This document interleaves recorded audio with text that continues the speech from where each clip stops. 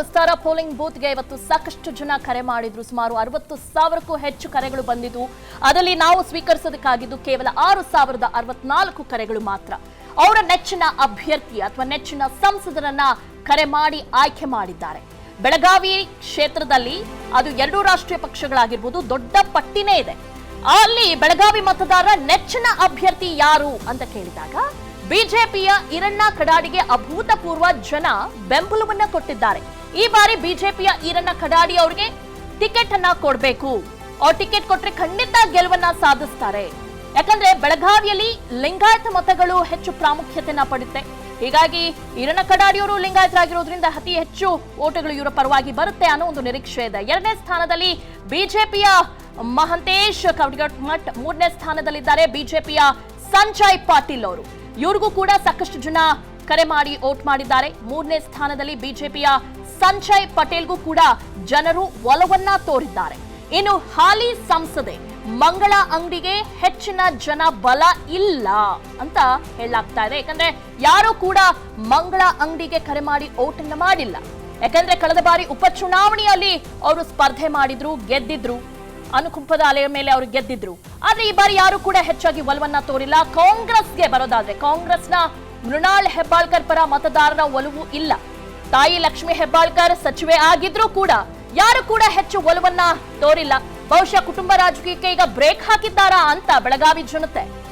ಸಾಕು ಕುಟುಂಬ ರಾಜಕೀಯ, ಬೇರೆಯವ್ರಿಗೆ ಹೊಸ ಮುಖಗಳಿಗೆ ಅವಕಾಶ ಕೊಡ್ಬೇಕು ಅಂತ ಹೋಗ್ತಿದ್ದಾರಾ ಏನೋ ಗೊತ್ತಿಲ್ಲ. ಆದ್ರೆ ಮೃಣಾಲ್ ಹೆಬ್ಬಾಳ್ಕರ್ ಪರ ಮತದಾರರ ಒಲವು ಇಲ್ಲ.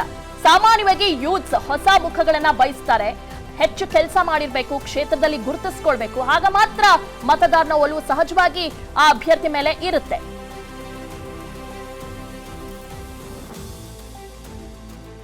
ಓಕೆ, ಈಗ ನಮ್ಮ ಜೊತೆ ಮಾತಾಡೋದಕ್ಕೆ ಹಿರಿಯ ಪತ್ರಕರ್ತರಾಗಿರುವಂತ ಅಶೋಕ್ ಚಂದ್ರಗೆ ಅವರಿದ್ದಾರೆ. ಸರ್ ನಮಸ್ತೆ.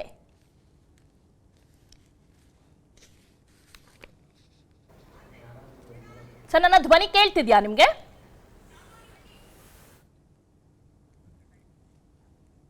ಓಕೆ, ಕರೆ ಕಟ್ ಆಗಿದೆ. ಒನ್ಸ್ ಅಗೇನ್ ನಾವು ಅವ್ರನ್ನ ಸಂಪರ್ಕಿಸುವಂತ ಪ್ರಯತ್ನವನ್ನ ಮಾಡ್ತೀವಿ. ಎಸ್, ಒಟ್ಟಾರೆ ಬಿಜೆಪಿಯ ಈರಣ್ಣ ಕಡಾಡಿಗೆ ಅಭೂತಪೂರ್ವ ಜನ ಬೆಂಬಲವನ್ನ ನೀಡಿದ್ದಾರೆ.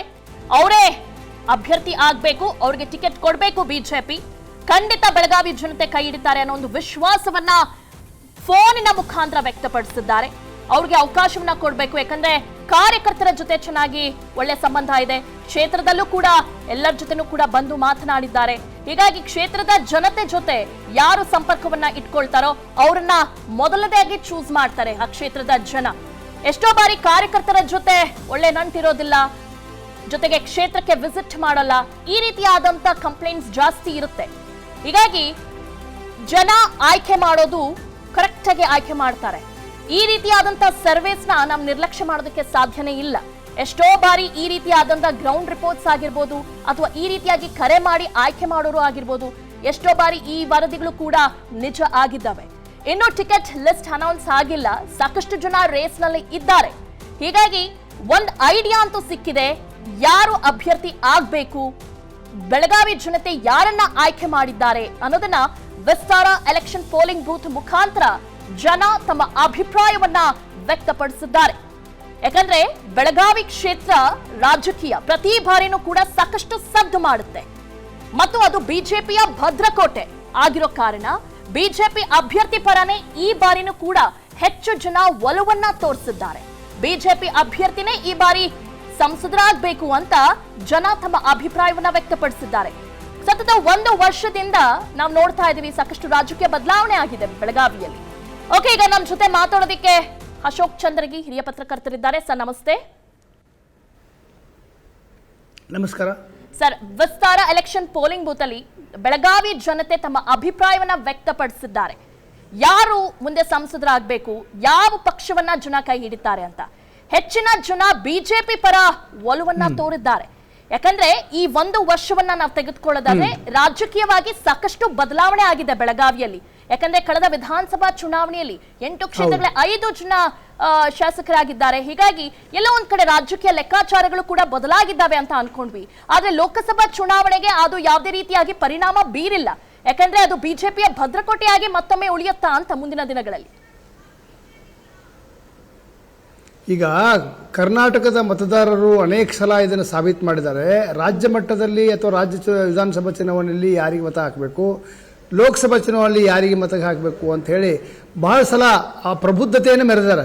1984ರಿಂದ ರಾಮಕೃಷ್ಣ ಹೆಗಡೆ ಇದ್ದಾಗೂ ಒಂದು ಪ್ರೂವ್ ಆಗಿದೆ. 84ರ ಡಿಸೆಂಬರ್ನಲ್ಲಿ ಲೋಕಸಭೆಗೆ ಕಾಂಗ್ರೆಸ್ಸಿಗೆ ಮತ ಹಾಕಿದ್ರು. 28ರಲ್ಲಿ 24 ಸೀಟ್ ಬಂದು 3 ತಿಂಗಳಲ್ಲಿ 85ರಲ್ಲಿ ರಾಮಕೃಷ್ಣ ಹೆಗಡೆ ಅವರು ವಿಧಾನಸಭೆ ವಿಸರ್ಜನೆ ಮಾಡಿ ವಿಧಾನಸಭಾ ಚುನಾವಣೆ ಎದುರಿಸಲಿಕ್ಕೆ ಹೋದಾಗ ಅವತ್ತಿನ ಜನತಾ ಪಾರ್ಟಿಗೆ 139 ಸೀಟ್ ಬಂತು ಮೂರೇ ತಿಂಗಳಲ್ಲಿ. ಅದಕ್ಕೆ ಬೆಳಗಾವಿ ಇರ್ಬೋದು, ಮತ್ತೊಂದು ಜಿಲ್ಲೆ ಇರ್ಬೋದು, ಕರ್ನಾಟಕದ ಮತದಾರರು ಭಾಳ ಪ್ರಬುದ್ಧಿದ್ದಾರೆ. ರಾಜ್ಯದಲ್ಲಿ ಯಾರು ಅಧಿಕಾರಕ್ಕೆ ಬರಬೇಕು, ಕೇಂದ್ರದಲ್ಲಿ ಯಾರು ಅಧಿಕಾರ ಬೇಕು ಅಂತ ಭಾಳ ಜಾಣತನದಿಂದ ಅವರ ನಿರ್ಧಾರ ಮತ್ತು ನಿರ್ಣಯವನ್ನು ಹೇಳ್ತಾರೆ. ಈಗ ಇರ್ಬೋದು ನಿಮ್ಮ ಸರ್ವೆಯಲ್ಲಿ ಬಹಳಷ್ಟು ಜನ ಮುಕ್ಕಾಲು ಪಾಲು BJP ಪರವಾಗಿ ಹೇಳಿರ್ಬೋದು. ಆದರೆ BJP ಮತದಾರರಿಗೂ ಕಾಂಗ್ರೆಸ್ ಮತದಾರರಿಗೂ ಬಹಳ ವ್ಯತ್ಯಾಸ ಇದೆ. ಯಾಕಂದರೆ BJP ಯಾವಾಗಲೂ ಸುಶಿಕ್ಷಿತರು, ಮೇಲ್ವರ್ಗದವರು, ಅವರಿಗೆ ಫೋನ್ ಮಾಡಿ ಹೇಳಬೇಕಂತ ಉತ್ಸುಕತೆ ಇರ್ತೈತಿ, ಅಭಿಪ್ರಾಯ ವ್ಯಕ್ತಪಡಿಸ್ತಿದ್ದಾರೆ. ಆದರೆ ಕಾಂಗ್ರೆಸ್ ಮತದಾರರು ಅವರ ಸಾಂಪ್ರದಾಯಿಕ ಮತದಾರರು ಹಾಗಲ್ಲ. ಅವರು ಮತಗಟ್ಟೆ ದಿವಸ ಹೋಗಿ ಅವರು ಏನು ಮಾಡಬೇಕು ಅವ್ರು ಮಾಡ್ತಿರ್ತಾರೆ. ಅದಕ್ಕೆ ಇದೊಂದು ಶಾಂಪಲ್ ಸರ್ವೆಯಲ್ಲಿ ಮುಕ್ಕಾಲು ಪಾಲ BJPಗೆ ಬಂದಿರ್ಬೋದು, ಅದೇನು ಆಶ್ಚರ್ಯ ವಿಷಯ ಅಲ್ಲ.